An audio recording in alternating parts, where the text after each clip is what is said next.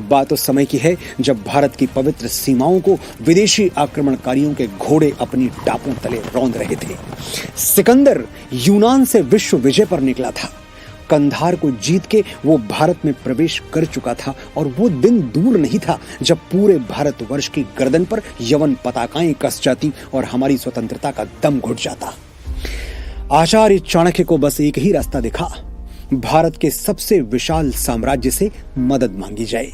वो जा पहुंचे मगध के राजा धनानंद की राजसभा में भारतवर्ष की रक्षा के लिए सैनिक सहायता मांगने।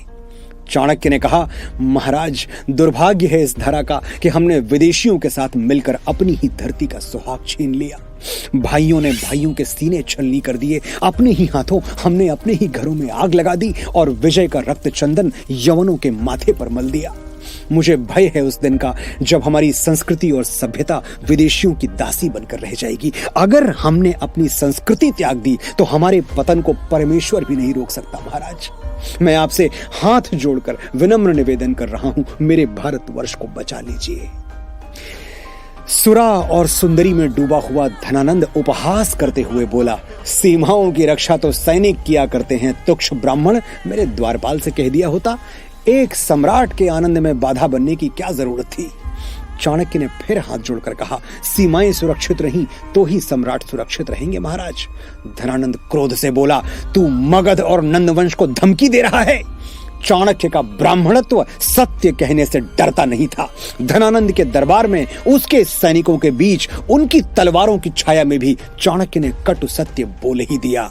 नंदवंश मगध नहीं है और मगध नंदवंश नहीं है। महाराज, धनानंद क्रोध से तमतमा गया। उसने अपने सैनिकों को आदेश दिया, बड़ा गर्व है इस मूर्ख ब्राह्मण को अपने ज्ञान पर, अपने ब्राह्मणत्व पर। इसकी शिखा खोल दो और फेंक दो उठाकर राजभवन से बाहर। चाणक्य धनानंद के दुस्साहस पर क्रोध से कांप उठे। उन्होंने जल से भरे हुए कमंडल को धरती पर पटक दिया और अपनी शिखा की गांठ खोलकर कहा, एक दिन यही शिखा तुझे और तेरे कुल को काल सर्पिणी बनके ऐसे डसेगी कि मदिरा में डूबा हुआ तेरा कंठ जल की एक बूंद को तरस जाएगा। धनानंद, ये ब्राह्मण आज अपने पवित्र यज्ञोपवीत की शपथ लेता है, जब तक मैं तेरा और तेरे वंश का समूल विनाश नहीं कर दूंगा तब तक अपनी शिखा नहीं बांधूंगा। तूने भारत को पदाक्रांत कर रखा है, मैं तुझे पदाक्रांत करूंगा और जो जो इस गौरवशाली राष्ट्र के उत्कर्ष में बाधक बनेगा मैं सबका विनाश करूंगा। देख धनानंद, प्रलय का आगमन हो रहा है और इस बार स्वर्ग के देवता भी इसका मार्ग नहीं रोक पाएंगे। जब नाश मनुज पर छाता है, पहले विवेक मर जाता है। उस दिन एक राजा ने एक शिक्षक का अपमान किया और परिणाम क्या हुआ?